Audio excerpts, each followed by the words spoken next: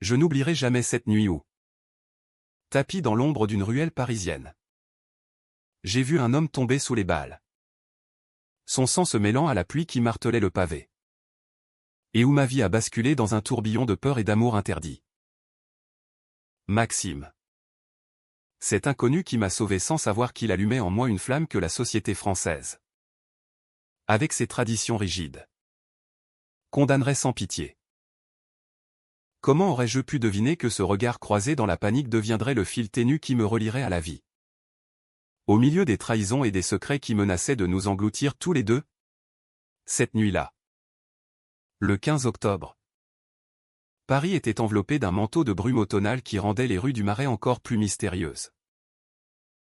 J'étais Jules, un jeune graphiste de 25 ans, rentrant d'une soirée arrosée avec des amis. Mes pas résonnaient sur les pavés humides, et mon esprit vagabondait vers des rêves anodins, un contrat freelance qui m'attendait, un café au lait le matin suivant. Mais tout a volé en éclats quand j'ai tourné au coin de la rue des Archives.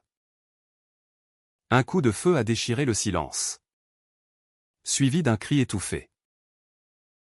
Instinctivement, je me suis plaqué contre le mur, le cœur battant à tout rompre.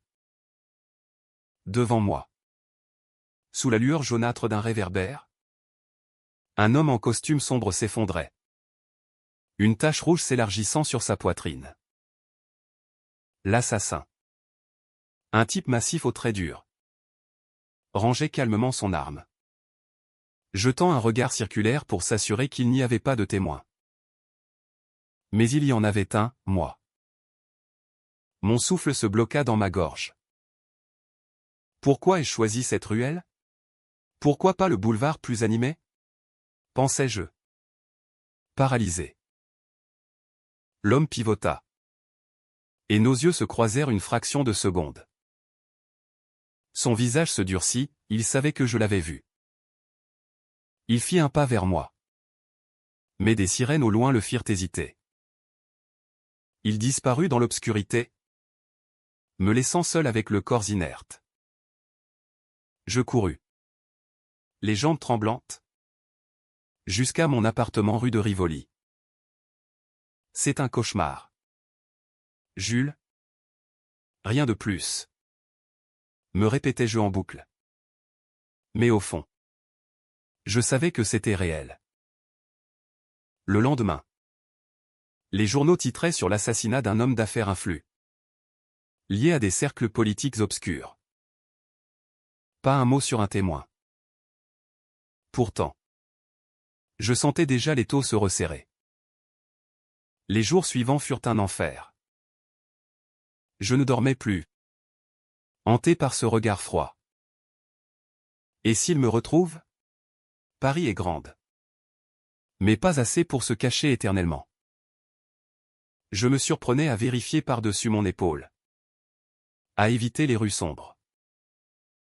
C'est alors que je l'ai rencontré, Maxime. Il travaillait comme barista dans un petit café du quartier latin, où j'allais noyer mon anxiété dans des espressos doubles. 27 ans. Des yeux verts perçants. Une barbe naissante qui accentuait son air mélancolique. Il me servait avec un sourire discret. Et un jour, alors que je fixais le vide, il posa une main sur la mienne. « Vous avez l'air d'avoir vu un fantôme », murmura-t-il d'une voix douce, teintée d'un accent du sud de la France. Ce contact fugace m'électrisa. Pourquoi ce geste? Est-ce de la pitié? Ou quelque chose de plus? Je balbutiai une excuse. Mais il insista pour m'offrir un croissant. Nous parlâmes de la pluie parisienne, des livres de Camus qu'il adorait, de ma passion pour le dessin. Pour la première fois depuis le meurtre, je me sentis vivant. Maxime était différent, il portait en lui une tristesse voilée, comme s'il cachait un passé douloureux. Il me raconta qu'il avait quitté Marseille pour recommencer à zéro, fuyant une famille conservatrice qui n'acceptait pas son orientation. Il est comme moi, pensais-je. Le cœur serré. Moi aussi. J'avais grandi dans une banlieue bourgeoise où l'amour entre hommes était un tabou murmuré derrière des portes closes. Nos rencontres devinrent régulières. Un soir, après la fermeture du café, il m'invita à une promenade le long de la Seine. L'air était frais. Les lumières des bateaux-mouches dansaient sur l'eau. Jules, tu sembles porter le poids du monde, dit-il en s'arrêtant près du pont des Arts. Je voulus tout lui avouer. Mais les mots restèrent coincés. Et si le confier me met en danger? Et lui? Au lieu de cela, je posai ma tête sur son épaule. Et il ne recula pas. Ce fut notre premier moment d'intimité. Un silence chargé d'émotions inexprimées. Mais la réalité me rattrapa vite. Un appel anonyme, tu as vu ce que tu n'aurais pas dû. Tais-toi. Ou tu finiras comme lui. Mon téléphone trembla dans ma main. Ils m'ont trouvé. Comment? Je paniquai, envisageant de fuir Paris. Maxime remarqua mon agitation. Qu'est-ce qui te ronge? Demanda-t-il un après-midi pluvieux. Alors que nous étions assis dans son petit studio près de la Sorbonne. Ses murs étaient tapissés de posters de films français classiques. Et une odeur de café frais flottait dans l'air. Je craquai. Les larmes aux yeux. Je lui racontai tout, le meurtre. Le témoin involontaire que j'étais. La peur qui me consumait. Il m'écouta sans interrompre. Son visage pâle. Puis, il me serra dans ses bras. Je ne te laisserai pas seul. Jules. On affrontera ça ensemble. Pourquoi m'aide-t-il? Qu'a-t-il à gagner? Me demandai-je. Mais son étreinte était si sincère que je m'y abandonnai. Pourtant, des doutes s'insinuaient. Maxime semblait en savoir plus sur les milieux criminels qu'un simple barista. Il mentionnait parfois des « contacts » à Marseille. Des histoires de dettes et de règlements de comptes. Est-ce une coïncidence? Un soir, en fouillant discrètement son tiroir à la recherche d'un chargeur, je tombai sur une photo, lui. Plus jeune. Aux côtés d'un homme qui ressemblait étrangement à l'assassin. Mon cœur se glaça. Qui es-tu vraiment? Maxime? Je refermai le tiroir. Feignant l'ignorance. Mais l'angoisse grandissait.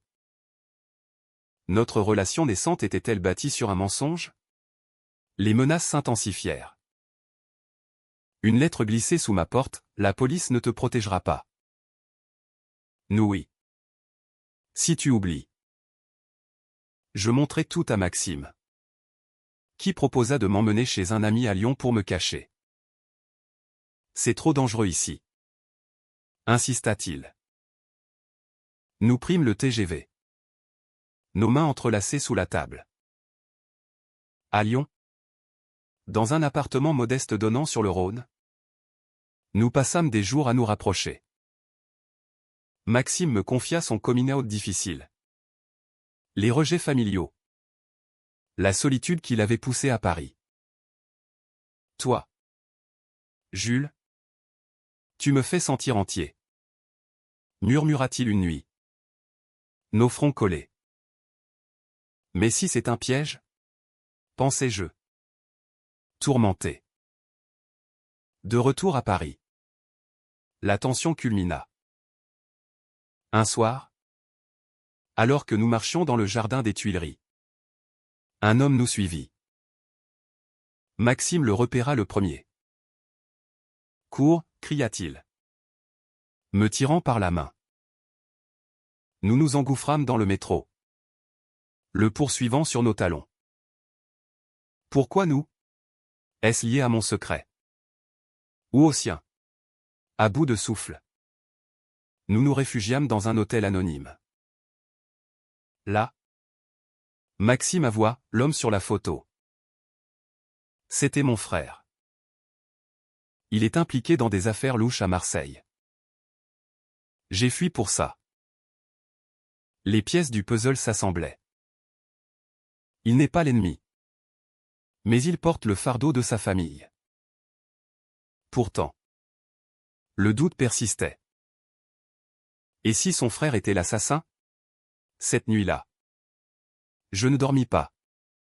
Mon esprit en ébullition. L'amour naissant peut-il survivre à tant de secrets? Le lendemain. Une nouvelle menace, un colis avec une photo de nous deux. Barré d'une croix rouge. Vous êtes tous les deux dans le viseur maintenant. Maxime blêmit. C'est ma faute? Jules. Je t'ai mis en danger. Nous décidâmes de contacter la police. Mais qui croire dans ce monde de corruption? Notre amour, fragile comme une flamme sous la pluie, était notre seul bouclier. Les jours suivants furent un tourbillon de paranoïa. Nous changions d'hôtel tous les soirs, évitant les caméras de surveillance, payant en liquide. Maxime insistait pour que je reste caché pendant qu'il sortait acheter des provisions. Je connais ces gens mieux que toi, disait-il. Ses yeux verts assombris par l'inquiétude. Mais les connais-tu vraiment? Me demandais-je intérieurement, repensant à la photo de son frère. Était-ce de la protection? Ou une façon de me contrôler? Notre relation, qui avait commencé par des regards volés au café, se muait en une dépendance mutuelle, teintée de suspicion. Chaque étreinte était un mélange de tendresse et de peur. Comme si nous savions que le temps nous était compté. Un après-midi. Alors que nous étions terrés dans une chambre d'hôtel près de la gare de Lyon, Maxime reçut un appel. Son visage se décomposa. C'est lui, murmura-t-il en raccrochant. Son frère, Antoine, voulait le rencontrer. Il dit qu'il peut arranger les choses. Mais je ne lui fais pas confiance. Pourquoi maintenant? Pensais-je. Le cœur serré. Maxime décida d'y aller seul, me laissant avec une arme improvisée, un couteau de cuisine. Si je ne reviens pas dans 2 heures. Fuis. Il m'embrassa. Un baiser chargé d'urgence. Et parti. Seul dans la chambre, je tournais en rond. S'il me trahit? S'il est complice? Les minutes s'étiraient comme des heures. Mon esprit assailli de scénarios catastrophes. Il revint. Essoufflé. Avec une enveloppe. Antoine dit que l'assassin est un de ses rivaux. Un type nommé Victor, impliqué dans un trafic d'armes. Il propose de nous aider à disparaître. Mais en échange, je dois témoigner contre Victor. Maxime semblait déchiré. Témoigner? C'est du suicide, criai-je intérieurement. Nous débattîmes tard dans la nuit. Jules? C'est risqué. Mais c'est notre seule chance. Plaida-t-il. Je refusai net. Et si c'est un piège? Ton frère t'a déjà trahi par le passé. Non. Maxime baissa les yeux. Il avoua alors un secret qui me glaça, adolescent. Antoine l'avait dénoncé à leur père pour son homosexualité, menant à des années de rejet familial. Mais il a changé. Jure-t-il. Les gens changent-ils vraiment? Doutais-je. Cette révélation approfondit notre lien, mais creusa aussi un fossé. Je me sentais manipulé. Comme si Maxime m'avait attiré dans son chaos familial. Pourtant, quand il me prenait la main, murmurant « Je t'aime ». Jules. Plus que tout. Je fondais. Notre amour était un refuge précaire dans cette tempête. Pour ajouter à la confusion. Je reçus un message anonyme, Maxime n'est pas qui il prétend. Demande-lui pour l'argent. Quel argent? Confrontation explosive. Maxime admit avoir emprunté de l'argent à son frère pour fuir Marseille. Une dette qui le liait encore. Je ne voulais pas t'impliquer. S'excusa-t-il. Les larmes aux yeux. La colère m'envahit. Tu m'as menti. Comment puis-je te faire confiance, hurlai-je. Nous nous disputâmes violemment. Des mots durs fusant comme des poignards. Tu es faible. Jules. Toujours à te cacher. Lança-t-il. Et toi? Tu es un menteur. Piégé par ton passé. Répliquai-je. Il claqua la porte. Me laissant seul avec mes regrets. Ai-je tout gâché? Cet amour vaut-il la peine de risquer ma vie? Des heures plus tard. Il revint.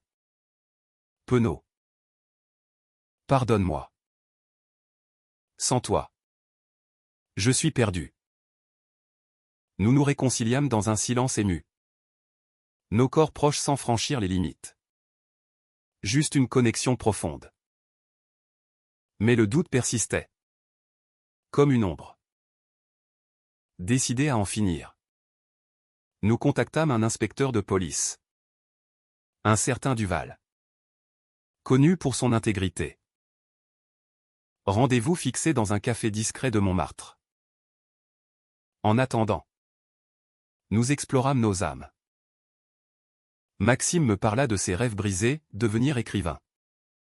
Mais étouffé par la pression familiale. Moi. Je confiai ma peur de l'engagement. Hérité d'une enfance sans père. Avec toi. J'ai envie d'essayer. Dis-je. Ces moments d'intimité nous fortifiaient.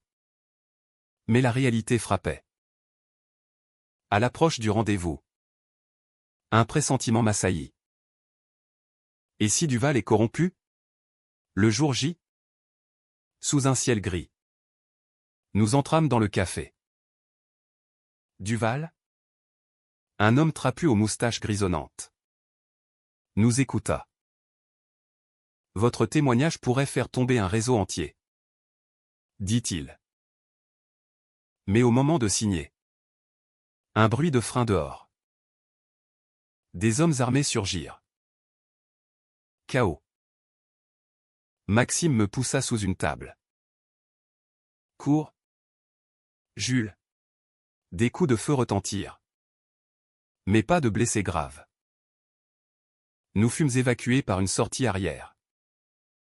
Plus tard. Duval avoua, une taupe dans la police. Personne n'est fiable. Maxime était furieux. C'est Antoine. J'en suis sûr. Il nous a vendus. La trahison confirmée, un appel d'Antoine à Maxime. Riant. Tu as toujours été naïf. Petit frère. L'argent prime sur la famille. Maxime raccrocha. Effondré. J'ai cru en lui. Encore. Je le consolais. Mais intérieurement, la rage bouillonnait. Comment un frère peut-il faire ça? Notre amour, testé par le feu, se renforçait. Nous décidâmes de fuir vers la Provence, chez une tante de Maxime qui vivait isolée près d'Avignon. Le voyage en voiture fut tendu. Nos conversations entrecoupées de silences lourds. Promets-moi qu'on s'en sortira. Murmurai-je. Je te le promets. Répondit-il. Sa main sur la mienne. À Avignon. La maison de pierre entourée de vignes offrait un répit. La tante. Une femme âgée et compréhensive. Nous accueillit sans question. Pour la première fois. Nous goûtâmes à une paix relative. Promenade dans les champs de lavande. Dîner simples arrosés de vin local. Maxime et moi nous ouvrîmes plus. Il me lut des poèmes de Rimbaud. Sa voix tremblante d'émotion. Tu es ma muse. Jules. Malgré tout, cet amour inattendu me sauve. Mais les ombres planaient. Un soir, un véhicule suspect rôda près de la maison. Ils nous ont trouvés. Paniqua Maxime. Nous préparâmes un plan, contacter les médias pour exposer l'affaire. Si on rend ça public, ils ne pourront plus nous toucher. Arguai-je. Maxime hésita. Craignant pour sa famille. Décision difficile, loyauté vs survie. Finalement, il accepta. Mais avant, une confrontation avec Antoine. Maxime l'appela, arrangeant un rendez-vous à Marseille. Je viens seul, mentit-il. J'insistais pour l'accompagner. Caché. C'est notre combat. Le trajet vers Marseille fut un périple intérieur autant qu'extérieur. Assis dans le train, je regardais défiler les paysages provençaux. Les collines ocres sous le soleil couchant. Maxime, à mes côtés, fixait le vide. Et si je me trompe? S'il y a encore du bon en lui, murmura-t-il. La famille. Ce lien indéfectible qui nous déchire. Pensais-je. Moi-même, je n'avais plus de lien fort depuis la mort de ma mère, l'amour pour Maxime comblait ce vide. Mais à quel prix? Nous arrivâmes à Marseille sous une lune pleine, l'air salin nous enveloppant comme un avertissement. Le rendez-vous était fixé au Vieux-Port, près des bateaux de pêcheurs. Maxime s'y rendit seul. Un micro caché sur lui mon idée. Pour enregistrer. Je me postai en retrait. Derrière un kiosque. Le cœur en chamade. S'il lui arrive quelque chose, je ne me le pardonnerai jamais. Antoine apparut. Grand et imposant. Une cicatrice barrant sa joue. Les frères s'étreignirent froidement. Pourquoi m'as-tu trahi? Demanda Maxime d'une voix brisée. Antoine rit. Trahi? C'est du business. Frangin. Ton témoin. Jules. Il en sait trop sur Victor. Et toi? Avec ta dette. Tu es une faiblesse. Les mots me transpercèrent. Maxime savait pour Victor? Antoine continua, j'ai essayé de te protéger en te disant de le faire taire. Mais tu t'es amouraché. Pathétique. Maxime pâlit. Tu mens.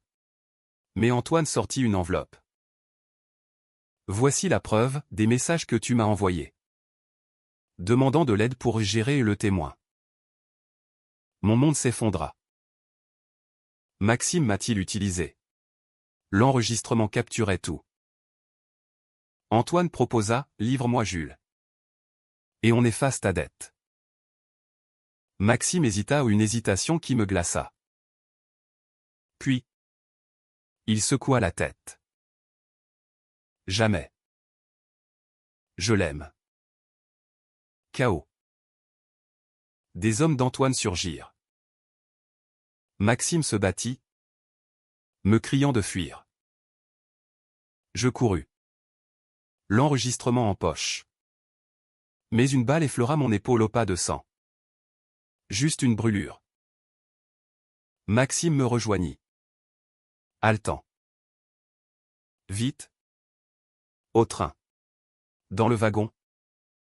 Je le confrontai. Tu m'as menti. Tu connaissais Victor? Il avoua, au début. Il m'avait approché sur ordre d'Antoine. Pour évaluer le danger. Mais en me connaissant, il avait changé de camp. C'était avant de tomber amoureux. Jules. Pardonne-moi. Les larmes coulaient. Pardonner une trahison si profonde? Mon cœur se déchirait entre amour et rage. De retour en Provence. Nous analysâmes l'enregistrement. Preuve accablante contre Antoine et Victor. Mais la police? Duval nous avait déçus. Nous optâmes pour un journaliste du Monde. Une femme intègre nommée Élise. Rendez-vous à Paris. En terrain neutre. Le voyage fut silencieux. Chargé de non-dits. Peut-on reconstruire sur des ruines? À Paris. Élise écouta. Stupéfaite. Ça pourrait faire tomber un scandale national. Elle promit protection.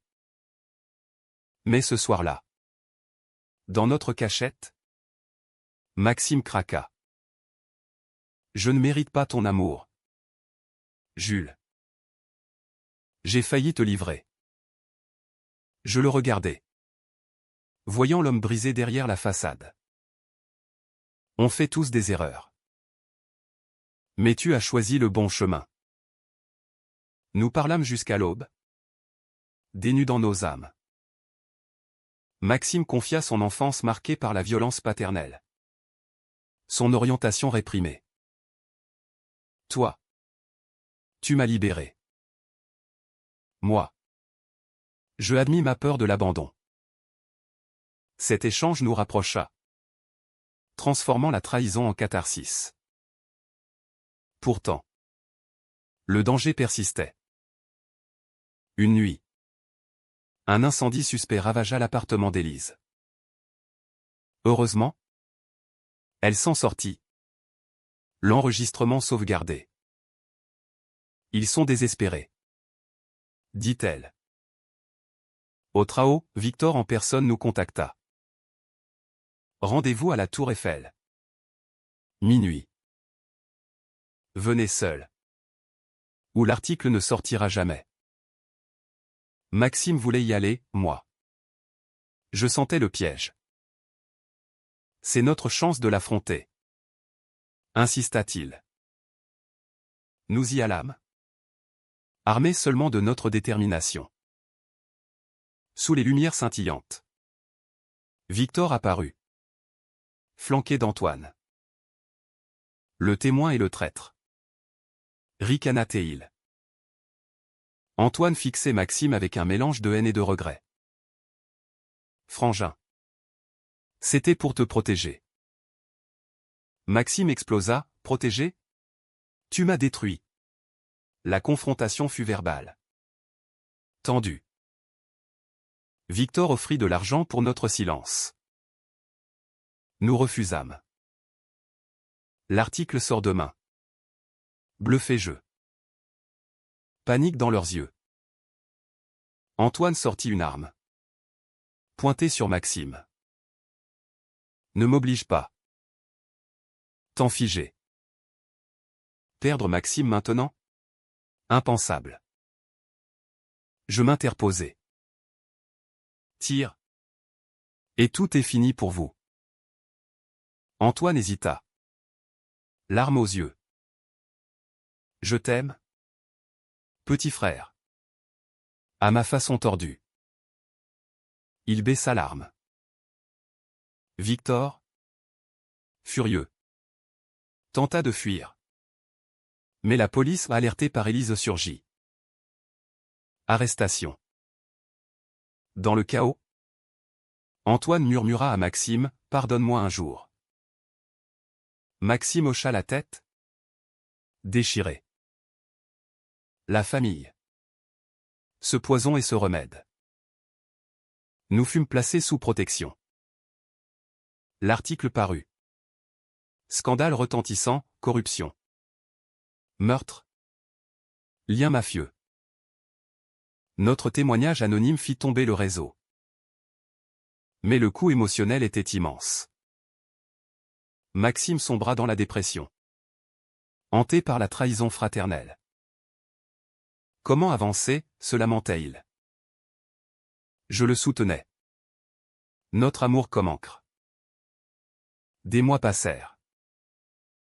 Nous déménageâmes à Nice. Sur la Côte d'Azur.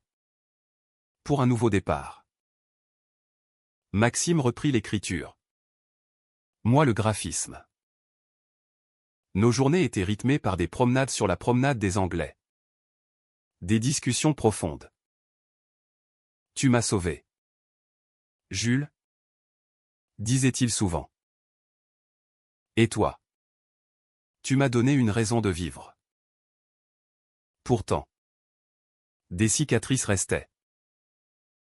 Un soir, une lettre d'Antoine de prison, je regrette. Sois heureux. Maxime pleura. Un mélange de colère et de pitié. Notre relation évolua en une partenariat solide. Défiant les normes sociétales françaises encore conservatrices en certains milieux. Nous assistâmes à des manifestations pour les droits LGBT. Trouvant force dans la communauté. L'amour triomphe. Mais pas sans bataille. Avec le temps, la peur s'estompa. Remplacée par une routine apaisante. À Nice, nous louâmes un petit appartement donnant sur la mer Méditerranée. Où les vagues berçaient nos nuits. Maxime publia un recueil de nouvelles inspirées de notre histoire. Masquées sous des noms fictifs. Les critiques louèrent sa profondeur émotionnelle. Ignorant le vécu derrière. Moi. Je créais des illustrations pour des magazines. Infusant mes dessins d'une sensibilité nouvelle. Née de notre épreuve. Ton art a changé. Jules. Il respire la vie maintenant. Me dit un jour un éditeur. Grâce à toi. Maxime. Pensais-je. Pourtant. Des ombres persistaient. Maxime faisait des cauchemars. Revivant la confrontation à la tour Eiffel. J'aurais pu te perdre. Murmurait-il en se réveillant en sueur. Je le serrais. Rappelant que nous étions en sécurité. Mais intérieurement, je luttais aussi, la trahison initiale de Maxime me hantait parfois. Peut-on vraiment oublier? Lors d'une thérapie de couple ou une pratique de plus en plus acceptée en France. Nous explorâmes ces abysses. Le thérapeute. Un homme bienveillant. Nous encouragea à verbaliser. L'amour vrai naît des épreuves surmontées. Dit-il. Maxime avoua, j'ai approché Jules par calcul. Mais dès le premier regard. C'était réel. Ces sessions nous guérissaient. Renforçant notre lien. Un jour. Une nouvelle inattendue, Antoine. Condamné à 15 ans. Demanda une visite. Maxime hésita des semaines. Allons-y ensemble. Proposai-je. À la prison de Fresnes. Près de Paris. L'entrevue fut chargée. Antoine. Amaigri. Les yeux cernés. S'excusa sincèrement. J'étais aveuglé par l'argent. La peur. Mais voir ton bonheur avec Jules. Ça me donne espoir. Maxime. Ému. Répondit, je te pardonne. Mais je ne t'oublierai pas. Sorti de là. Maxime pleura dans mes bras. Le pardon? Ce geste libérateur. Cette clôture marqua un tournant. Notre vie s'épanouit. Nous voyageâmes, un week-end à Bordeaux. Dégustant des vins. Discutant philosophie comme de vrais Français. Maxime me fit découvrir les calanques de Marseille. Réconciliant avec son passé. Ici, j'ai souffert.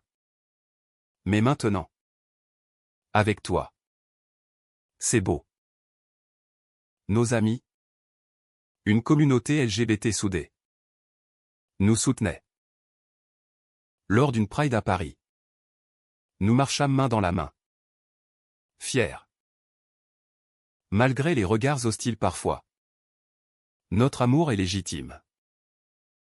Mais un twist inattendu, Élise, la journaliste, nous contacta.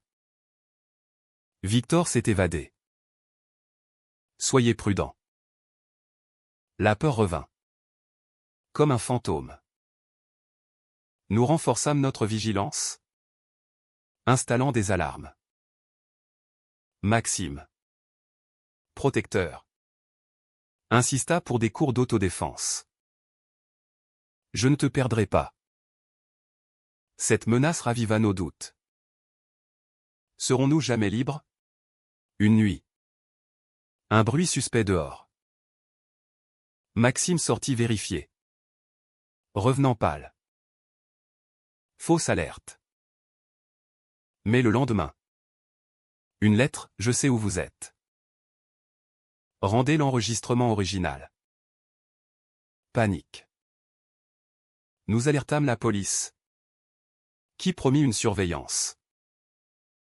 Mais la tension mina notre relation. Dispute fut-il éclatait, sur la vaisselle. Sur des détails. Tu es trop parano. Jules. Lançait Maxime. Et toi? Trop imprudent. Répliquai-je. Au fond. C'était la peur qui parlait. Une soirée. Après une querelle. Maxime partit marcher. Seul. Je réfléchis. Cet amour vaut-il cette vie de fuite? Il revint avec des fleurs. S'excusant. Sans toi. Rien n'a de sens. Nous nous réconciliâmes. Plus fort. Le climax approchait. Victor fut repéré à Nice. La police organisa une opération. Nous fûmes utilisés comme appât. Dans un café du Vieux-Nice. Assis à une terrasse. Feignant la normalité. Nos cœurs battaient fort. Victor apparut. Déguisé. Il s'approcha. Murmurant, « Donnez-moi ce que je veux. » Maxime. Calme. Répondit, « C'est fini. » La police intervint. L'arrêtant sans effusion. Soulagement immense. Victor. Menotté. Crachat, vous avez gagné. Mais à quel prix? Le prix de la vérité. Pensais-je. Avec Victor derrière les barreaux pour de bon. Nous respirâmes enfin. Maxime proposa, marions-nous. En France, le mariage pour tous était loi depuis 2013. Un symbole de progrès. Je acceptai.